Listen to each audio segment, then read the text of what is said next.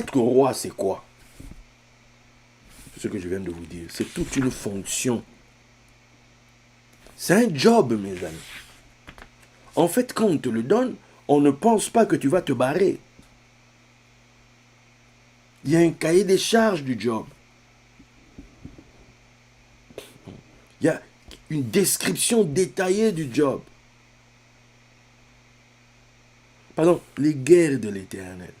C'est toi qui dois conduire les guerres. C'est-à-dire, quand il faut défendre le nom du Seigneur, quand il faut expliquer aux gens tels, parce que les guerres aussi, on peut comprendre ça comme étant l'étude de la parole, tu vois.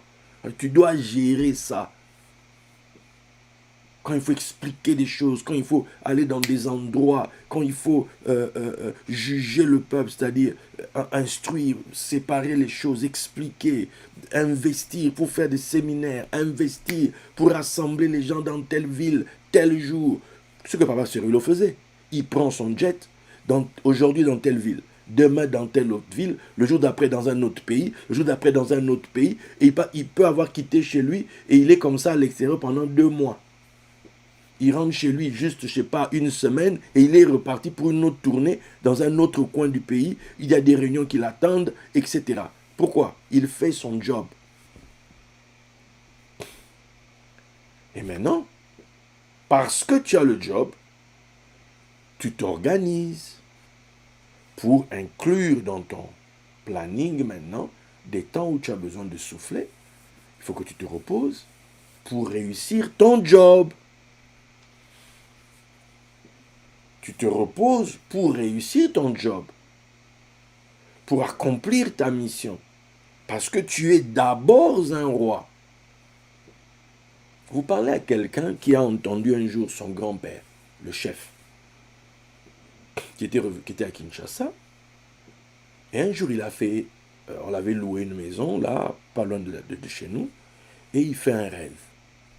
Dans son rêve, c'était pas un rêve, c'était une vision comme ça hein, qu'il a vue.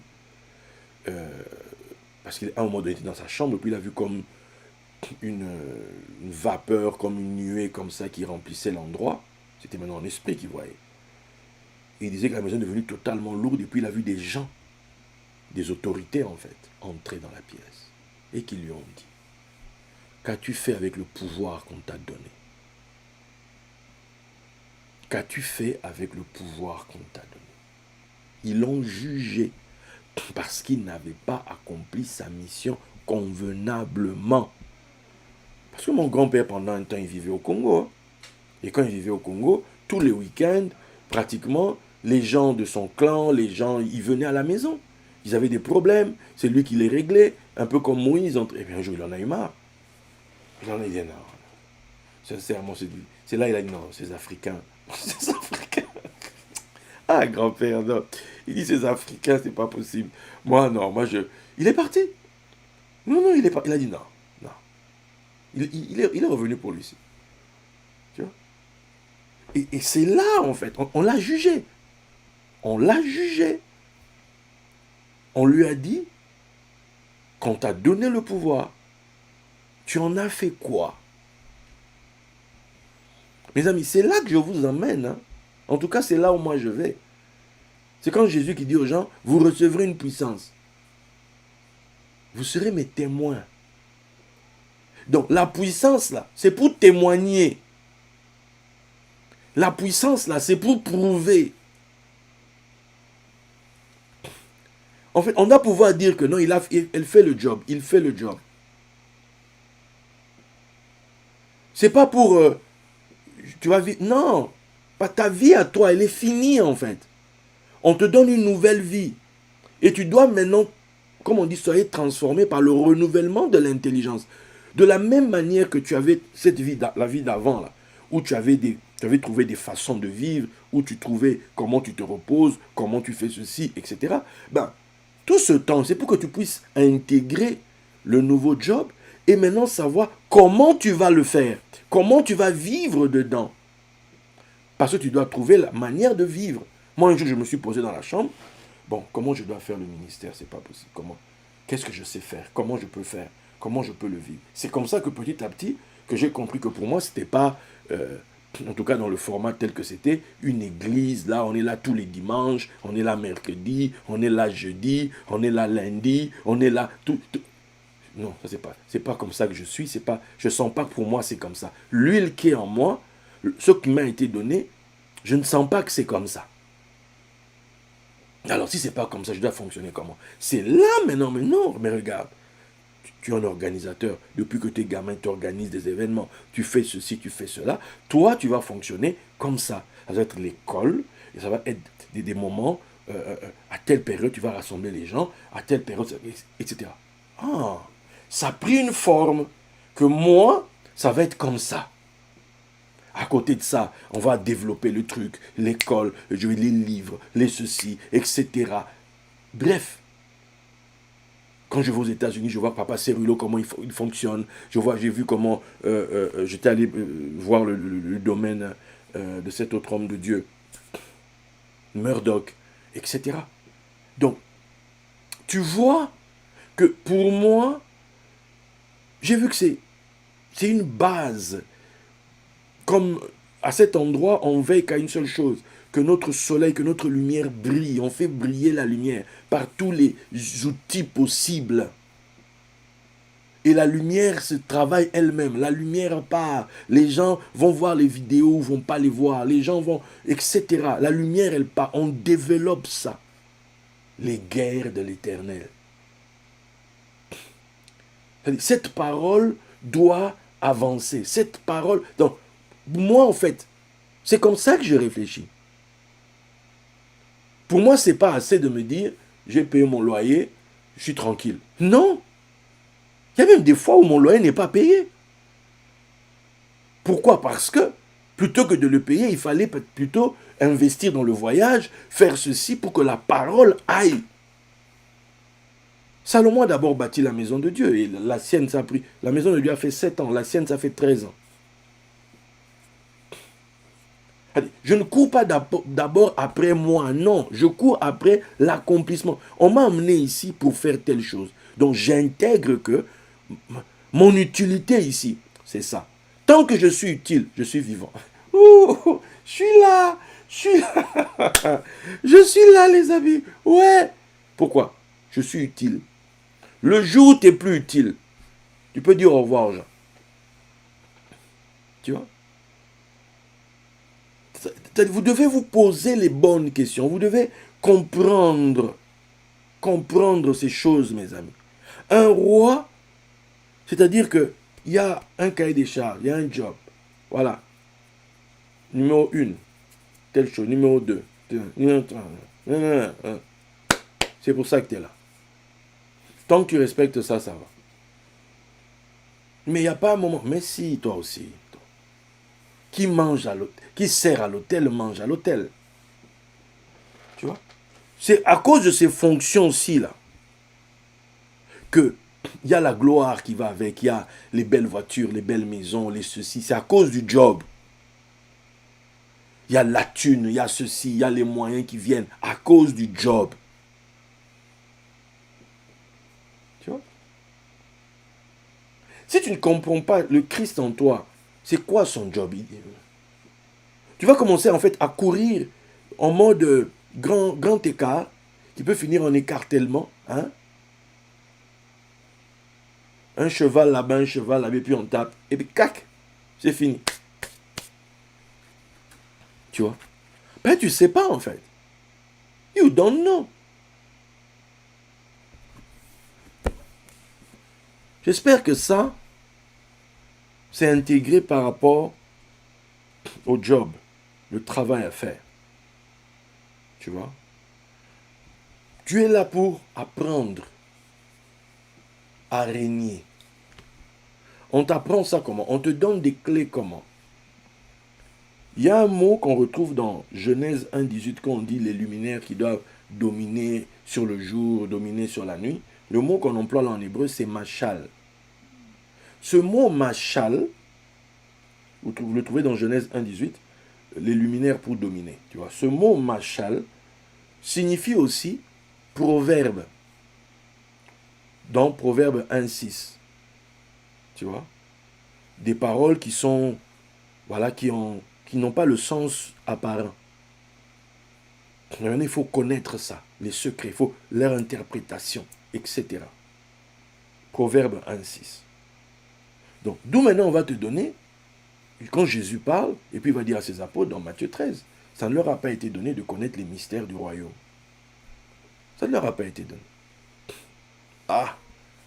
Mais vous là qui êtes avec moi, vous qui me servez, vous qui êtes mes disciples, vous à qui j'apprends, vous dont le but, c'est, vous allez juger le peuple. Quand moi je serai sur mon trône, pour juger les nations, vous serez assis sur 12 trônes, pour juger aussi les tribus d'Israël. Est-ce que vous voyez ça? Donc, des gens qui à la base faisaient autre chose, hein? Mais ils sont avec lui. L'objectif, c'est qu'ils doivent eux aussi régner, exercer la royauté à un certain rang, mais l'exercer quand même.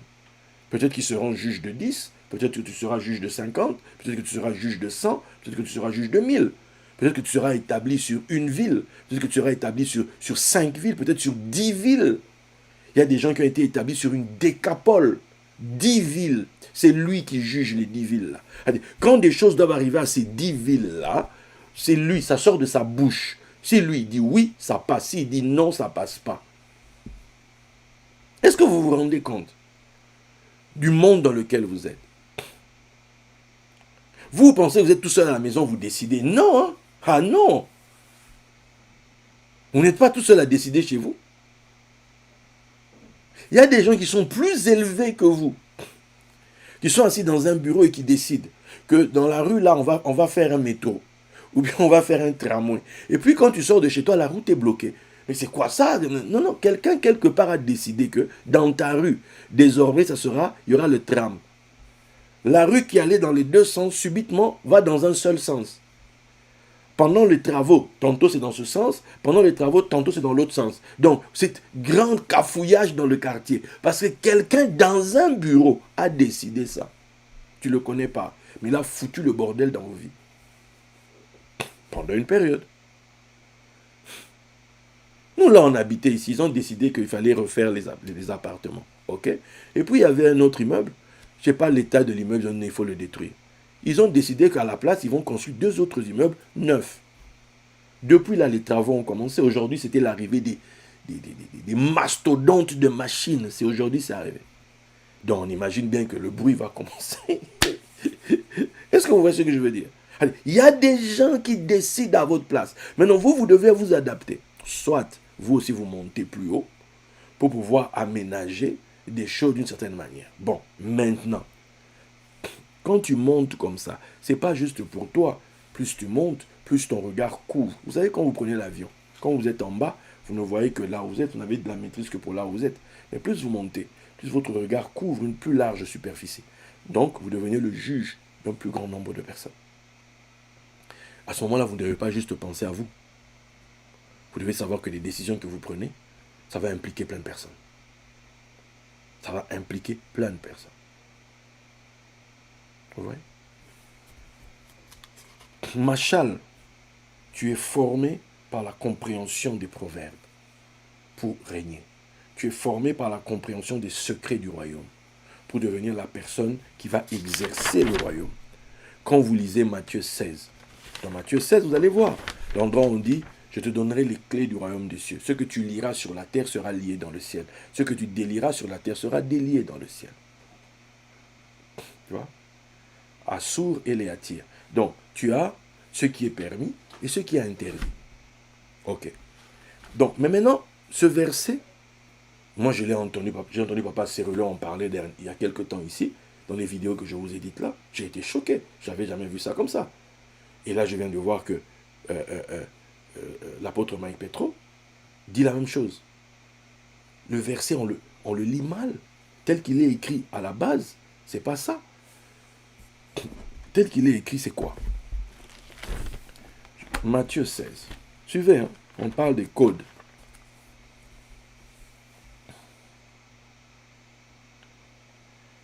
En fait, le texte original dit « Je te donnerai les clés du royaume des cieux. Ce que tu liras sur la terre aura déjà été lié dans les cieux.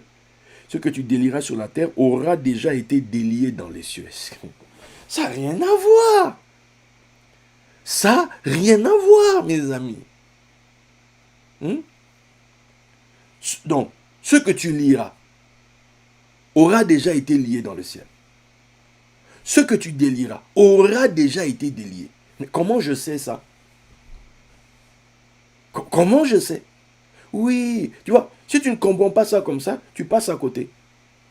Nous, on disait quoi? Oui, ce que tu liras, le ciel sera aussi lié au ciel. Ce que tu délieras sur terre sera délié dans le ciel.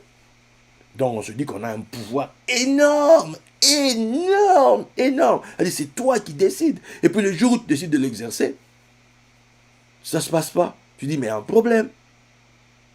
Les gens, le nombre de personnes qui vivent un truc là, ils ne sont pas nombreux. Parce qu'on a oublié qu'avant ça, il y a juste ce qui est écrit au-dessus. Je te donnerai les clés du royaume des cieux. C'est quand on te donne les clés du royaume des cieux. Parce que les clés, c'est-à-dire on te donne accès. On te révèle ce qui est dans les cieux. Or Dieu, il donne en révélant. Il dénoue. Il révèle.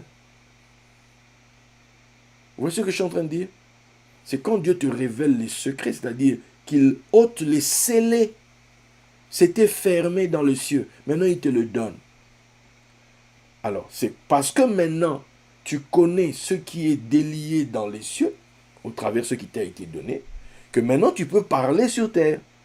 Donc, tu vas maintenant établir sur terre ce qui a déjà été délié dans le ciel. Comment tu sais que c'est délié? Parce que ça t'a été révélé. Come on. Come on, mes amis.